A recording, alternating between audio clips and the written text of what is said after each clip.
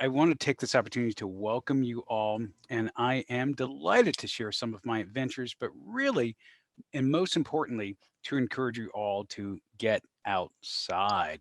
It is beautiful out every single day, even when it rains, and the great outdoors offers you the opportunity of play, of learning, of adventure. It's the opportunity to be a grown up in a or a kid in a grown up's body, I'll put it that way, to step outside. So, I have amassed a few images that I've snapped over time that I'll share with you, and one or two video clips. So we'll touch base briefly on the joys of getting out to metro parks, of state. Of national parks, perhaps. We'll see where your ventures have taken you. Also, we'll share the joy of cycling, fishing, and hiking. So, and I want this to be interactive, so I will pause periodically to ask about your level of engagement, what you've explored, and what you're doing in regards to really self care as we think about getting outside. So, having let with that little bit of a promo, I'm going to launch this into a full screen preview mode, and we can start talking about living life in the great outdoors. So, here we are. For me, living life in the great outdoors means getting out and just breathing beyond the technology, breathing air that doesn't go through a filtration system within the building. So you really get to smell what your world is giving you, whether it's the wetness of the forest or the dry heat of cement or asphalt, just getting out and just listening to the sounds of nature. And for me, when I'm out and about, there are many times that I see the smallest things that bring the biggest smile. Whether it's a sign that someone has posted up or a sticker on a hiking trail, or it's a plant pushing its way up through the leaves and that little bit of colorful foliage now makes itself apparent. It is absolutely breathtaking to just pause and take that in. So if you're not doing so, I wouldn't say you're cheating yourself. I will say that you're not delighting yourself at those simple opportunities that really leave you feeling fantastic by the end of that journey. And for me, it is definitely a thing of self care, of getting out and exploring. And I'm going to make certain that I click the right slide here. And again, I wanted to be intentional of sharing the message of really focusing on self care and overall wellness. And that's what the great outdoors gives me when I detach from the work environment, when I detach from fatherhood, when I detach from anything that feels like a role and responsibility. It allows me to drift back to being a human being. And it also gives one the opportunity, that mental space, if you will, to think about, what are your goals in life, so you can begin to put together a plan of action that takes you in the right direction, hopefully every single day. And all it takes is that first step of getting outside and getting into that new headspace, that new classroom, if you will. So definitely give it a try. Um, for a lot of folks, when I talk about going on an adventure, they sometimes default to places that may be hours away, and that's fine. But right here in central Ohio, our metro parks are truly amazing. And the best part about Ohio, you can visit all of these areas for free. In other words, there's no ticket required. You just drive in through the entry gates and you're there. The metro park network is over 20 metro parks. This is data pulled from 2019. And I would imagine as you look at this list of parks, you see some names that you recognize. You see some parks that you may have passed en route home, to the grocery store, maybe joined a friend or a relative in that area.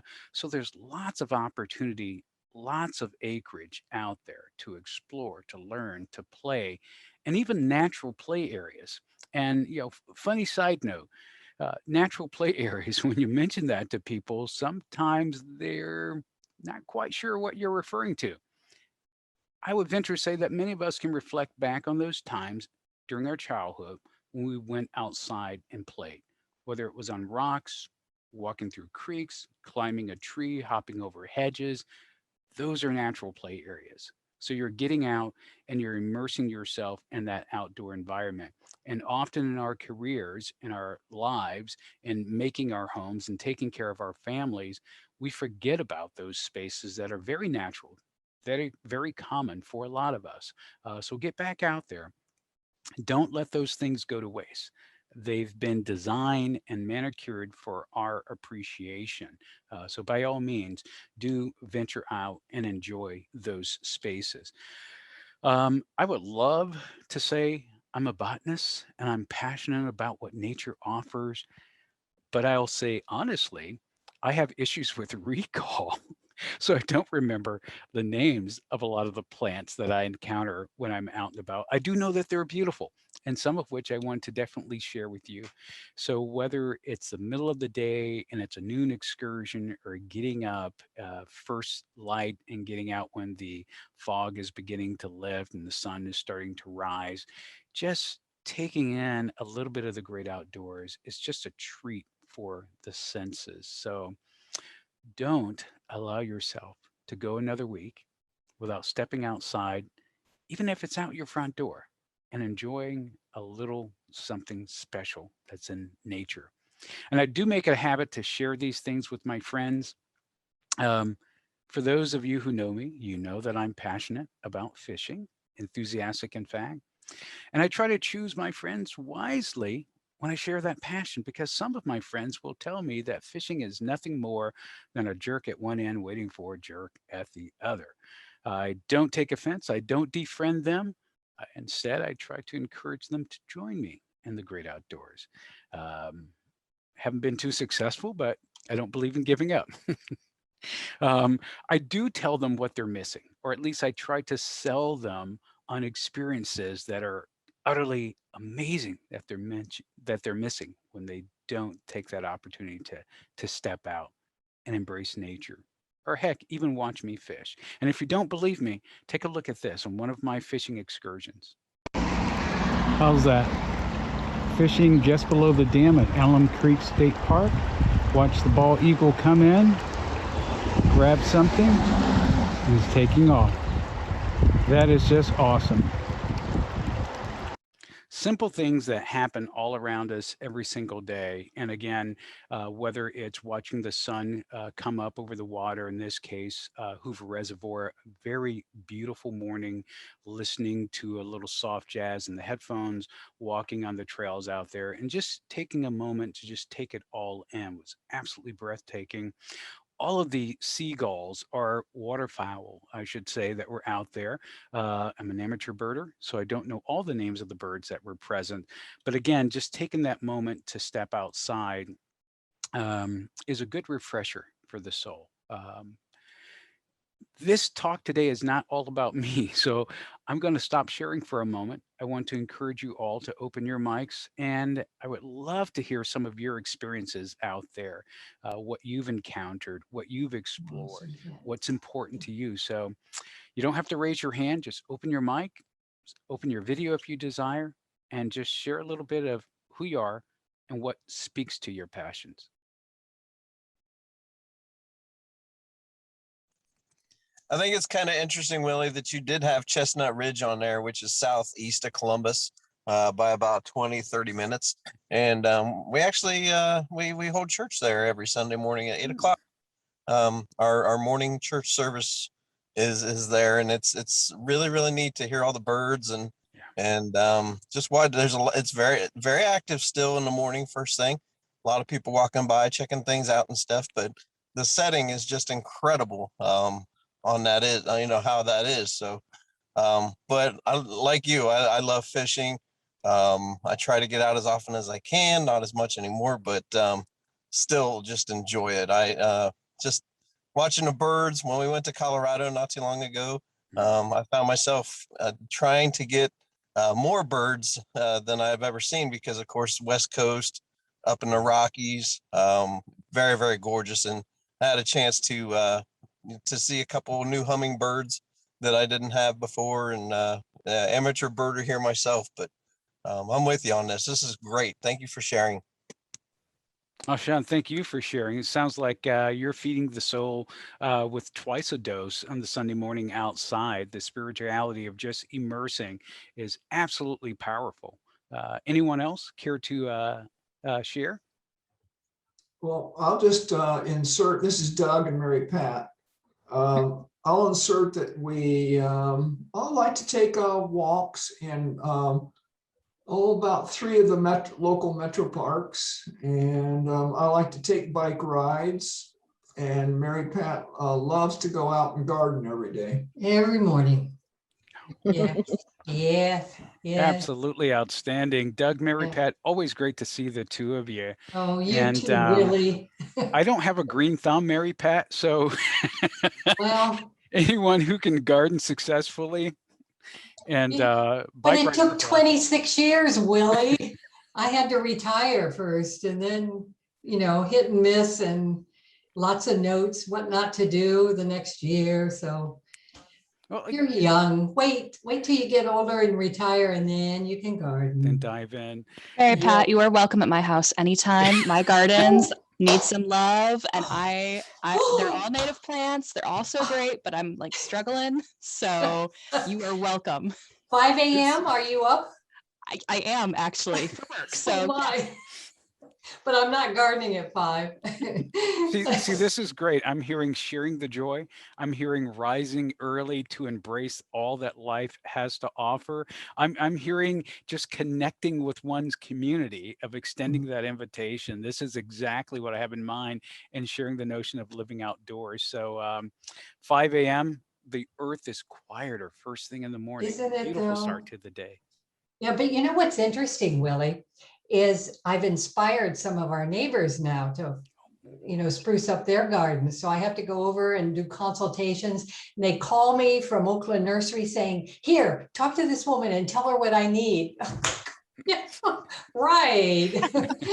So it's fun. Well, knowledge is best shared. So that's a beautiful Yeah. thing. That's a Yeah. beautiful thing.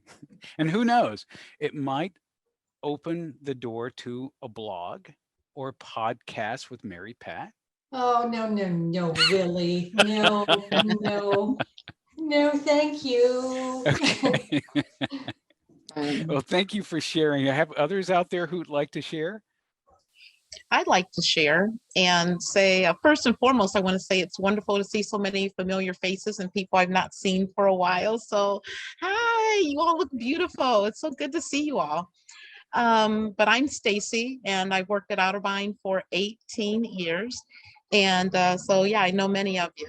But I will share that one of my favorite places to go, I've been to many state parks. I've been to all of the metro parks, but one of my favorite state parks to go to is, I got ready to say Battelle Darby, but it's a Maumee Bay State Park. Can you all hear me okay? Yep. Yeah, but it's Maumee Bay. That's in Oregon, Ohio, right along Lake Erie. And I love going there, especially in May, bird watching. You get birders from all over the world that come. They have camping, they have a lodge, they have cabins. They've got a beautiful boardwalk. Every time I'm there, I see eagles. You see nesting eagles, you see eagles feeding their young, sitting on their nest. You see osprey, you see owls. There's just all kinds of birds happening and going on there, and wildlife. And the birding community, it's a beautiful community. Birders give some of the best directions ever. You could be on the boardwalk walking and somebody will stop and say, oh, did you see the spotted owl? No. Well, if you go 10 paces back and then, to your left, you look and you'll see a tree that has this big knot in it. It's not that tree, but from that tree, you want to just cut your eyes over 30 yards and they just give the best directions. And it's a wonderful thing. So, but Maumee Bay State Park, you can borrow bikes. They've got tennis. There's a ton of marshes around there. It's just a beautiful space. It's phenomenal. And I'm in the outdoors right now listening to this. So I'm sitting out on my deck and enjoying the great outdoors and the hummingbirds and the beauty of nature. So thank you for doing this, Willie. This is great. Oh, Stacy, thank you for sharing. And I tell you, It is, you're so spot on with regards to how birders provide such incredible detail. And I always thought that that was a trait by older gentlemen when they were giving directions of how to find something in town. But yeah, birders are very detail oriented, and perhaps it's because of the science of ornithology that they want to make certain that they highlight every little aspect of how and where to spot that bird. So good call on that. Definitely good call. So I do want to open the opportunity for you to continue to share, but I'm going to dive back in Mm. to a couple of PowerPoint slides here. So bear with me as I grab the right presentation and share that with you. All right. So having heard from some of those folks in the audience, their favorite places, and this is a great segue because we jump right into birding. And, as I talk about birding with people, I typically get two responses when I tell people that I love birding and I'm an amateur birder. I get, oh. And then I also get, oh. And the second oh is typically what they're saying. If you listen carefully, what they're saying is birding is an old person's sport, you know? And it's like, wait a minute. So I just speak to the passion why I enjoy birding. I talk about the great outdoors, and people do listen and they become delighted. And then they tend to share some of their experiences without saying that they're a birder, but they acknowledge the presence of birds, the joy, the color, and things of that nature. And like anything outdoors, whether it's hiking, camping, fishing, birding, acquiring that knowledge and building that knowledge is very important. And for me, I had no idea how to choose a pair of binoculars. I did recognize that I needed to buy binoculars that were budget friendly because I saw some that were priced in excess of $2,000, which is incredible. But reading up on it, I got a better sense of what magnification meant, what the objective lens size meant, and even looking at the field of view of what I wanted to take in those birding opportunities. So, whatever that passion is, whether it's working in the garden, whether it's going out on hikes, camping, fishing, birding, allowing yourself to take a moment to educate yourself, you will ultimately better appreciate those outdoor adventures. So just dive right in. And for me, diving right in also means occasionally looking for shortcuts.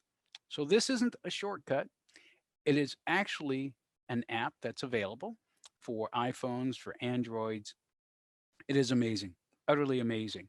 Not only when I see a bird, I can search for the identity of that bird based on its primary colors, its location, whether it was flying, whether it was on a fence post, whether it was feeding on the ground, and the electronics does the rest, which is absolutely great.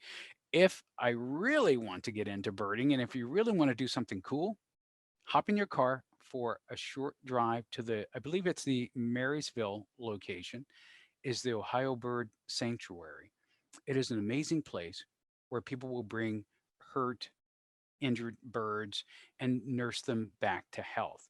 And they're also educators. So they know a lot about what's happening, not only in the birding community, but in forests and habitat in general, and can speak to a lot of the concerns, can provide solid information if you're trying to create a bird sanctuary in your own backyard, whether it's choosing the right plants, when you should and shouldn't feed, and even how to make your own nectar. I have several hummingbird feeders, and they are quite. I've been successful in seducing a number of hummingbirds to come in and feed. I do not go for store bought nectar. It is 1 part sugar, 4 parts water. Boil it so that the sugar is dissolved. Let it cool down so it's at room temperature. Fill the feeders, make certain that they're cleaned regularly, and you're good to go. And it is an absolute joy to watch them. But yeah, I tell you, the Ohio Bird Sanctuary, to stop in and see these magnificent birds up close and even enter their aviary cage where you can actually feed some of the birds. That was cool. Can be a little intimidating, but that was definitely cool. And it's truly a treat for the senses. So, again, whether it's a short drive up the road or several hours away, getting out, and most importantly, the weather does not have to be ideal to enjoy the great outdoors. I hit the metro parks all year long. Even when there's tons of snow down, this snapshot is from Sharon Woods, and the opportunity to get out again, to bird watch, to walk in the snow, to listen to the sound of nature around me. And as an amateur birder, I can honestly say noting the difference between the hairy woodpecker and the downy woodpecker has stumped me for the longest time, until I came up with the notion of how to identify them. And no, this isn't a picture of how to identify them. These are images, or this is an image of two wild turkeys that are walking through the forest there during the winter. Identifying the hairy and the downy woodpecker is easy. Again, it's all about education, right? The hairy woodpecker, a nice, strong, protruding beak. The downy is considered kind of cute, has a little pudgy nose or beak, I should say, um, because boy, when you look at the feathering, when you look at the striping, they are nearly carbon copies of one another. And until I started locking in on that bill, you know, it was a total mystery to me. So again, take the time, dive in, acquire a little knowledge as you're out there taking it all in. It is well worth your time. Camping. Who doesn't love camping? Wink, wink. And I say that because I know a lot of people say, well, gosh, why would I go to the woods, be ill clothed, be ill housed, be ill fed, and actually pay for that opportunity? Because it's great. It's great to sleep with a little pitter patter of rain falling on the tent, to hear birds greet you first thing in the morning, to step out of the tent and start breakfast or stoke the fire and get it going and warm up by the campfire. It is an absolute delight for the senses. And it's a different way of exposing yourself and still being completely safe, right? I mean, it truly is. And you get out there, you take your favorite book or stack of books, and you just relax. I mean, that's what I do when I get out there. And again, it's all about focusing on oneself, and it's all about being certain to take care of oneself externally and internally, and certainly psychologically, as we have a lot of things around us. For those of you who know of my journal habits, I've been journaling for over 30 years now, and I do journal about some camp adventures. This isn't a picture of my journal, but nonetheless, whether you're birding, camping, just living life to the fullest, sometimes taking a moment to record those adventures really intensifies the joy of it when you give yourself the chance to pause and reflect on everything that you're taking in. So just consider that. Here's a quick snapshot of some of the areas that I've camped from a state perspective without listing all of the parks. And there are some things on my wish list, most particularly Canada. I like to camp Canada. Why? Well, okay, so I have this thing about maple syrup, but beyond that, I want to camp in Canada. Okay. Um, when you're out camping, I do get asked about lions, tigers, and bears. I think Wizard of Oz has penetrated a lot of people's head. I haven't run into a tiger, haven't run into bears, and haven't run into lions camping.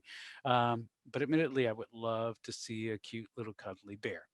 Realistically, if you see a cute little cuddly bear like a child walking the streets of Columbus, they shouldn't be out there alone. So there's a good chance that a parent is nearby. So you want to make certain that you keep your distance and forget about trying to outrun a bear. It's not going to work.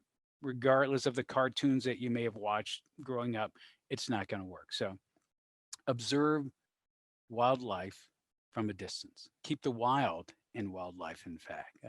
That's the best way to take it all in. So not everything goes as planned.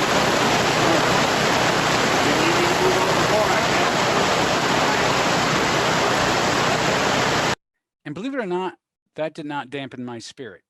And I know some of you have tells to share. So again, I'm going to pause, give opportunity. You can certainly tell about those outdoor excursions, heck, maybe even a trip to the grocery store and just pausing in a park and something that may not have gone quite as you've planned. So, again, I'm going to open the floor and invite others to share their thoughts and their experiences. And I see a couple of chats have come in. Oh, thank you for the correction with regards to Mansfield being the location for the Ohio Bird Sanctuary. And the hobby of photographing Yes, um, yeah, is a great hobby. I don't have an eye for photography, but I can shoot some great shaky videos. Marysville. So, other thoughts from folks? Adventures to share, delights, fears, anxiety about camping. Actually, I have to add this because it was quite an adventure. Back in 2019, my son and I, 2 weeks, 73 miles, 50-pound packs through upper New Mexico with the Boy Scouts at Philmont. It really, really changed my life on how I seen things. Everybody was safe, which was great. But to put that in perspective, 270 is 58 miles all the way around. So we went 73 in 2 weeks, and it was just really, really incredible, Willie. And again, the being in nature that long, no amenities really. We did hit a shower every, I want to say, fifth day. So we packed very light. 50 pounds is light. Maybe two sets of clothes, and you had to make things work. Oh, Incredible, and it's something that I think everybody should experience, even though it's really like hard, mentally, physically. But even being out there for a week or a weekend, totally away from, like technology and just being in nature, it really puts a spin and a perspective in your mind on how things used to be, before we have all the spoils and everything that we have today. So, if you guys ever get a chance to go out and do anything remotely like that, just getting away, even like Willie's talking about, please do so, because it just really changes your perspective. oh, here, Sean. That is outstanding. That's a heck of a adventure, and I won't obligate you, but if you've ever given any thought to doing a session like this to talk about that adventure, even prepping for it, where does one start? How does one start? What do you anticipate conquering during that time frame out? And even the distance. And I love the framing that you provided and just talking about 270 and the distance around 270 and what it means to go around that several times and walking. And I think most of us, in looking at our closets and the array of clothing and the notion of being out with just the bare minimum, having essentially two sets of clothing. Um, wow. Yeah. Couldn't And, handle it, Willie. Couldn't handle two such. No way. and Sean, we'll have more conversation about the whole shower thing. Um, you know, no, no, no. Uh, but it had to be a delightful opportunity to just one bond with your son and just connect with nature at that level. And it's very easy to become comfortable, I think, in all of our lives and what we do, and being confident to move away and step into the unknown like that is a monumental leap of faith. So kudos to you and Adam. I know you guys had a delightful time, and I would definitely love to hear more. It was No doubt incredible. about that. Man, awesome. I'm going to share one more time, and I'm going to share the PowerPoint slides instead of wonderful images of you all, although I care for you. And we're going to work towards closure here, as I know time is migrating by, and I'll just talk a little bit about cycling. For me, cycling is kind of like flying without leaving the ground. It is definitely an adventure for the soul and the spirit. And if you're not aware of the greenway trails that are out there and the rails to trails, the areas that used to be railroad lines that are now covered with asphalt to provide very flat terrain, a little bit of incline and decline in some areas, but great for cycling. And they actually serve as multi-purpose trails. So you'll find people cycling, jogging, walking their pets, and things of that nature. And it's a great way to get out. There's lots of space out there throughout central Ohio as far as the greenway trails. And the other cool thing about it is if you visit the Central Ohio Greenway Trails website, there's an interactive map. So you can select a variety of trails that are more well known. Click on those, and it'll actually show you the communities in which those trails pass through. So again, just visit the Central Ohio Greenways website, click on the interactive map. And in fact, as you're Googling bike trails, you will hit a variety of websites that provide guided tutorials, if you will, that you can download to your smartphone that'll map out the best routes for you to take. Some of the routes are almost submerged within a canopy of trees that you'll navigate through that are beautiful. Others tend to be more out in the sun. Some will go through communities and neighborhoods, which offers you a different vantage point of seeing some of the spaces there. In fact, if you really want to do something fantastic, check out Yay Bikes, YAY Bikes. The biking community there uh, does a great job in encouraging and teaching safe cycling to folks. The other thing that they do is a organized community ride every year, and they tour various Columbus neighborhoods. The rides will range anywhere from, say, a family friendly 5 mile bike ride to a 10, 25, 75, and 100 mile ride, but it's a leisurely pace through communities, and it's the opportunity to look at the architecture of houses, landscaping, the lay of the roads. I mean, it's a great opportunity to get out, and it's not a race, it is a casual ride. So you're not trying to out pedal the other person. You're just going at a nice leisurely pace, one that allows you to maintain conversation while taking it all in. And for me, one of the things I delight in is basically seeing what's out there. And on one of the bike trails, in fact, the Elm Creek Trail, just before you get to the Ohio Dominican area, is a marker that denotes a location of the passageway of the Underground Railroad. And again, there's so much out there to be discovered. And unless you take the opportunity to venture out, again, whether it's camping, cycling, hiking, or just birding, um, there's a good chance that you're missing something that will make you go, wow. And it doesn't take much for me to go, wow, as a lover of life in general. And if you're concerned about safety when you go out and about, you can certainly go with a friend. I make it a point to let friends and family know where I'm headed, um, minor first aid kit, cell phone in areas where you don't have good cell coverage, by the way. It's a good idea to put your cell phone in the airplane mode so you're not searching for signal and consuming cell power. So if you do have to make a call, you can switch that off, connect to a cell tower, and make the necessary call. And of course, if you're doing extreme hiking and things of that nature, having a two-way radio is also a wonderful tool to have. These are things that you should always consider when you're venturing out. Again, safety communication is paramount. So, knowing that we're migrating in on time, and I want to again allow ample opportunity for questions, I'll work towards closing. But as I close, want to definitely encourage you all to take the time to appreciate those things that are around you. For me, uh, pretty much every morning, it's sitting out back for a few on the deck, cup of coffee, sun's coming up, hearing the birds chirp.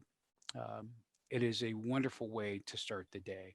And I'm able to just remove myself from anything technology related any worldly obligations other than finishing that cup of coffee with a constant smile on my face.